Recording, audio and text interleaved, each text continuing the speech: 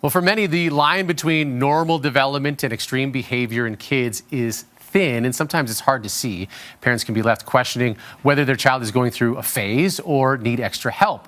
This morning, we are joined by a registered child psychologist and co-founder of the Institute of Child Psychology, Tania Johnson, for advice on all this. This is a heavy one and something I think a lot of people go through. Tania, how often are you having this conversation? Kent, all of the time. It's probably one of the most common questions. Is what I'm seeing what I should be seeing right now?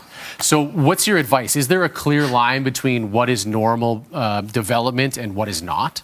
So I think it's really important to keep in mind that childhood by design is just incredibly messy. When we look at that brain, it takes years to develop. And, of course, the parts of the brain that come online first are the emotional centers of the brain. And then all those big, beautiful executive functions like regulation, perspective taking, it's much, much later. Okay. So those behaviors are often really in a line with normal childhood brain development. But there are times when we start to worry. And that's when our child's baseline moves in terms of mood and behavior. So when we look at behavior, there's a shift in sleeping patterns, eating patterns, in wanting to interact with close friends and family, a drop in grades. They're no longer doing the things that bring them pleasure. So we see a change in how they interact with their world. And then in terms of mood, something like irritability, for instance. That irritability is frequent, it's intense, it's persistent, and it's just there all the time, impacting school, home, activities.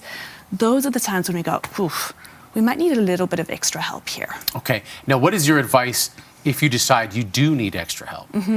So reach out. I think one of the best gifts that we can give our children is to say, hey, we need a little bit of extra help here. We know that about 70% of mental health issues begin in childhood and adolescence.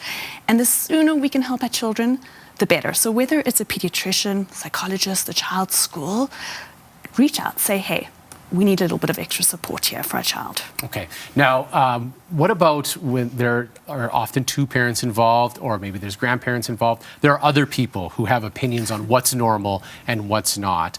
What's your advice to get on the same page on this sort of thing? Oh, this is tricky. And I think the moment we have adults' emotions involved as well, that's hard. Because suddenly we've got mom with all of her feelings and dad with all of her feelings about what we should actually be seeing. And children don't come with a manual. They really should, but they don't come with a manual. So it's hard to know what should be expected and what shouldn't be expected. My really, really strong bias is just get the support. Go once and say, hey, is what we're seeing okay or is it not? And do we need extra support? Jump in early rather than too late. And when you're speaking of feelings, just quickly before you go, you have your own feelings going into things. Is it important to recognize how you feel about how your kid feels? Absolutely, 100%, because we're all coming in with our own stuff. And so it actually can be really hard to go, this is my kid's stuff and this is my stuff. So it's really important to step back and reflect and go, okay, what's actually going on here? And what does my child need right now? And sometimes having that expert opinion that isn't surrounded by tons of emotion is absolutely essential. Yeah. Sometimes that extra advice can go a long, long way. Tania, as always, we appreciate your time and advice this morning. Now, if you'd like to learn more from Tania and the rest of her team, you can visit instituteofchildpsychology.com.